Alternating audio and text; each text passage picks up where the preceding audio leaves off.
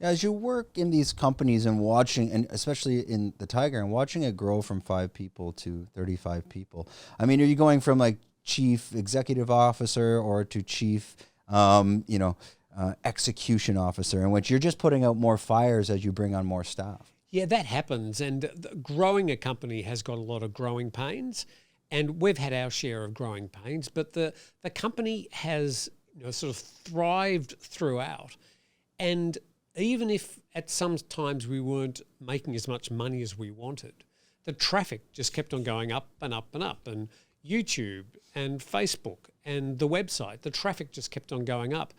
In the last 3 or 4 months, we're talking about the middle of 2022, the website, it's getting some 12.9 million hits every month.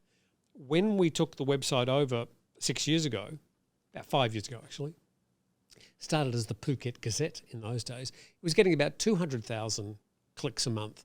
So there's been an enormous growth. And with that growth came risks, plenty of mistakes, and a few wins, and a few arguments as well, because we sort of just made it up as we went.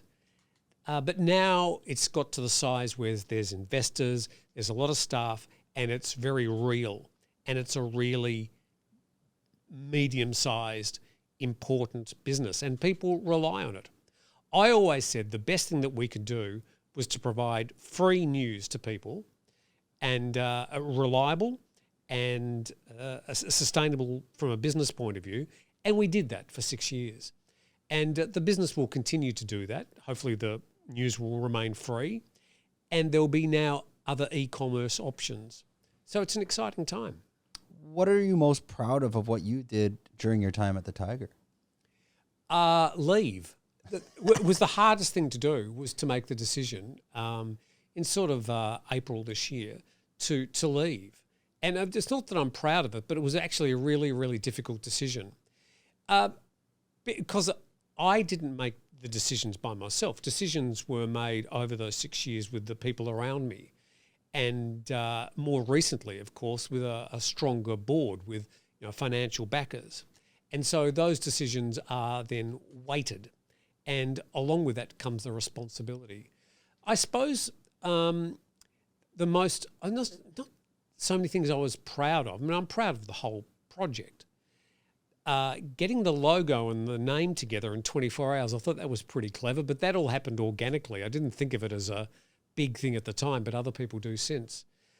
Getting the YouTube channel going and raising the subscribers from sort of about 10,000 to 80,000, pretty much on the back of me sitting on my living room floor during COVID, just doing a daily news service with my cats in the background.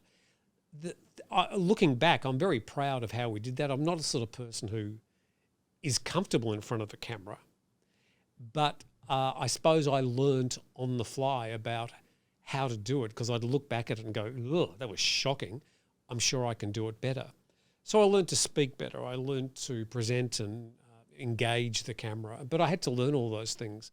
So I suppose I'm fairly proud of the way that we were able to grow the YouTube channel. That, of course, has changed a lot too.